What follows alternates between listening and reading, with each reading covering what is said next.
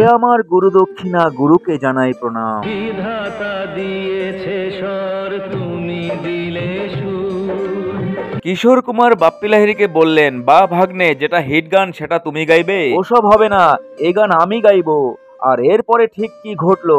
অলোকেশ লাহিড়ী, যাকে আমরা এক নামে বাপ্পি লাহিড়ী নামে ডাকি, যার জন্ম 1952 সালের 27 নভেম্বর পশ্চিমবঙ্গের জলপাইগুড়িতে, তার ডাক নাম ছিল বাপ্পি। আর এক আত্মীয়ের দেওয়া এই নাম যে একদিন ভারতীয় সঙ্গীত জগৎ থেকে আরব সাগর পর্যন্ত আলোড়ন তুলবে, সেটা কি কেউ কখনো ভেবেছিল? আর সঙ্গীত যেন বাপ্পি লাহিড়ীর রক্তে মিশেছিল। তুমি যেমন নূপুরিয়া, বাঁশি ডাকলে তোমায় বাজতেই হবে। বাপ্পি লাহিড়ীর বাবা ছিলেন স্বনামধন্য অপরেশ লাহিড়ী, মা ছিলেন বাঁশুরী লাহিড়ী। আর এনারা দুজনেই ছিলেন বাংলা সঙ্গীত জগতের পরিচিত জনপ্রিয় মুখ। আর তাই ছোটবেলা থেকেই বাপ্পি লাহিড়ীর সঙ্গীতে হাতেখড়ি হয় বাবা মায়ের কাছ থেকেই।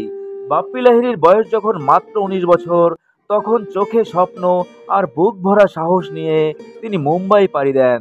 আর সেখানে গিয়ে মনের অদম্য ইচ্ছাশক্তির জোরে তার পরিচিতি দিন দিন বাড়তে থাকে। 1973 সালে তিনি প্রথমবারের মতো গান রচনা করেন হিন্দি ছবি নানহা শিকারিতে। এরপর 1975 সালে তাহির হোসেনের জখমি সিনেমাতে বাপ্পি লাহিড়ী তার সুরের জাদু শোনালেন। তুমি দিলোं का बदला चुकाने आए हैं दीवाने दीवाने। আমরা যারা সঙ্গীত প্রেমী, আমাদের অনেকেই শুধুমাত্র একজন ডিস্কো কিং হিসাবে জানি বাপ্পি লাহিড়ীকে। কিন্তু বাপ্পি লাহিড়ীর প্রতিভা ছিল বহুমুখী। রোমান্টিক সং, ভজন, কাওয়ালি, এমনকি রাগাশ্রী গানেও বাপ্পি লাহিড়ী ছিলেন সমানভাবে পারদর্শী। আর বাপ্পি লাহিড়ীর সুর মাধুর্যে প্রতিটা গান ভীষণভাবে জনপ্রিয়তা পায়।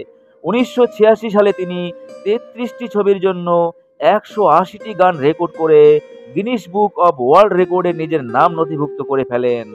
বাপ্পি লাহিড়ী হচ্ছেন প্রথম এবং একমাত্র ভারতীয় সঙ্গীত পরিচালক যিনি 1989 সালে তার জনাথন রাসেলের লাইভ শোতে পারফর্ম করার আমন্ত্রণ পেয়েছিলেন।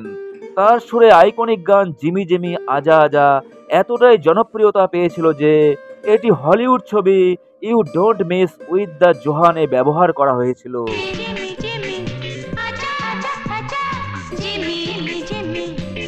বাপ্পি লাহিড়ীর চোখে কালো চশমা, গলার সোনার ঝা চকচকে চেন। বাপ্পি লাহিড়ীর এই চিরপরিচিত স্টাইলের পেছনে লুকিয়েছিল এক আবেগঘন গল্প। একটা ইন্টারভিউতে একবার বাপ্পি লাহিড়ী বলেছিলেন, তার প্রথম সোনার চেনটি তাকে গিফট করেছিলেন তার প্রিয় মা। এরপর তার স্ত্রী তাকে একটি গণেশের লকেট দেওয়া সোনার চেন উপহার দেন। বাপ্পি লাহিড়ী মনে করতেন সোনা তার জন্য সৌভাগ্যের প্রতীক, যে কারণে সোনা তার জীবনের এক অবিচ্ছেদ্য অঙ্গ হয়ে ওঠে। জীবনে প্রথম সুর রচনা করেন মাত্র 11 বছর বয়সে। গানের প্রতি তার অসাধারণ দক্ষতা, তার প্রখর স্মরণ শক্তি তাকে সবার থেকেই আলাদা করে তুলেছিল।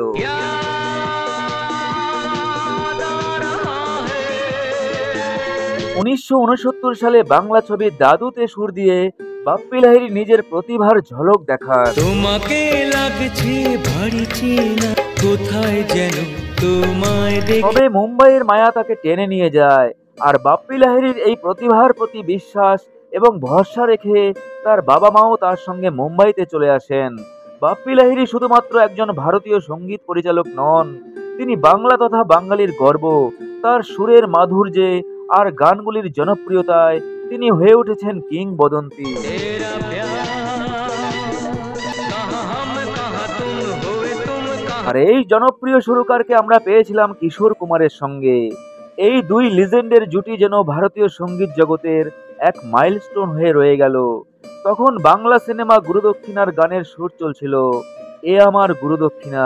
গানটি কে গাইবেন? ঠিক হলো, গানটি বাপ্পি লাহিড়ী গাইবেন। আর সেই গুরুদক্ষিণা ছবির বিখ্যাত সেই গান এ আমার গুরুদক্ষিণা জানিয়ে সমুদ্র হিমাচল পর্যন্ত বাঙালিরা একসময় মেতে উঠেছিলেন। আমার গুরু দক্ষিণা। কিন্তু বন্ধুরা, আপনারা কি জানেন সেই গান রেকর্ডের গল্পটা? তো চলুন বন্ধুরা, কি ছিল সেই গল্পটা। তাপস পাল, রঞ্জিত মল্লিক, কালী ব্যানার্জি অভিনীত সুপারহিট বাংলা ছবি গুরুদক্ষিণার অসম্ভব জনপ্রিয় গান এ আমার গুরুদক্ষিণা, গুরুকে জানাই প্রণাম। কিংবদন্তি কণ্ঠশিল্পী কিশোর কুমারের গানটি গাইবার কোনো কথাই ছিল না। ঠিক হয়েছিল গানটি গাইবেন বাপ্পি লাহিড়ী।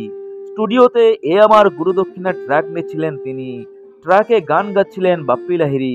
আর অমন সময় উপস্থিত কিশোর কুমার বলে উঠলেন, বা বা বা ভাগ্নে, যেটা হিট গান সেটা তুমি গাইবে?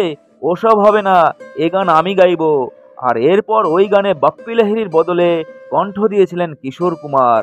আর তারপরের ইতিহাসটা আপনাদের সবারই জানা। বিধাতা দিয়েছে স্বর, তুমি দিলে সুর। আর এই গান নিয়ে সমুদ্র হিমাচল পর্যন্ত বাঙালিরা এক সময়ে মেতে উঠেছিলেন। যার শুভ কামনায় আমি বাপ্পি লাহিড়ীর সুরে কিশোর কুমারের কণ্ঠের এই গান আজও অমর হয়ে রয়েছে।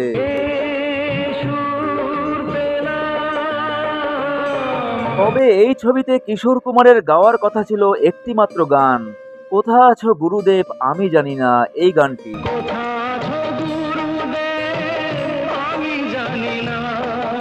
এর পেছনে কারণটা ছিল টাকা পয়সার একটা ব্যাপার।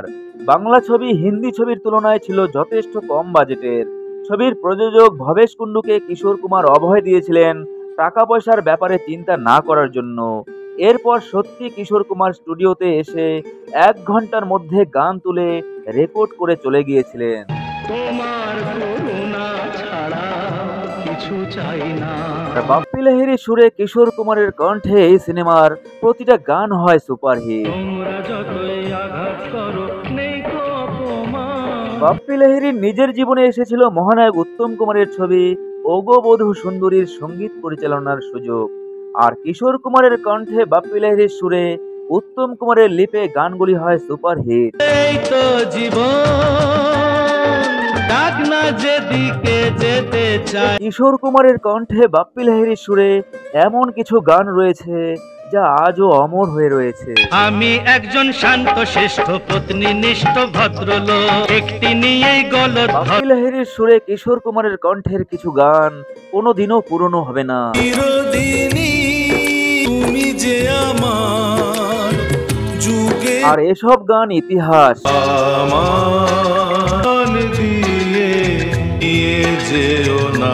হিন্দি ছবিতেও কিশোর কুমার, অমিতাভ বচ্চন, বাপ্পি লাহিড়ী এই ত্রয়ীর অধ্যায় সুন্দরভাবে শুরু হয়েছিল নমক হালাল ছবি দিয়ে। বাপ্পি লাহিড়ীর সুরে কিশোর কুমারের কণ্ঠে আর বচ্চনের লিপে সেই বিখ্যাত হিট গান।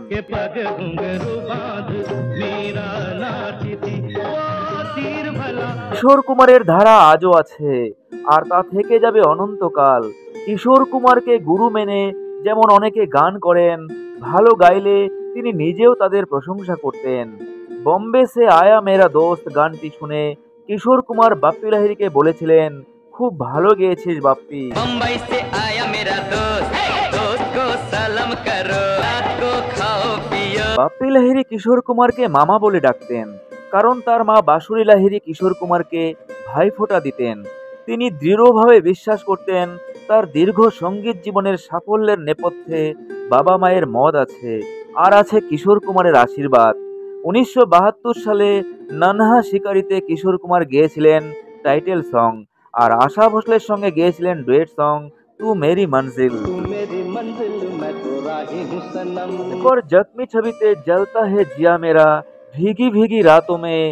এরপর কিশোর কুমারের কণ্ঠ আর বাপ্পি লাহিড়ীর সুরে একের পর এক হিট গান। অনেক সুপারহিট গান আছে, যেমন চলতে চলতে, কলেজ গার্ল, প্যার মাঙ্গা হে তুমি সে, মহেশ ভাটের ছবি লহু কে দো রঙ্গে, প্যার প্যার। এ সমস্ত অসাধারণ সৃষ্টি হয়েছিল বাপ্পি লাহিড়ী এবং কিশোর কুমারের যৌথ প্রয়াসে।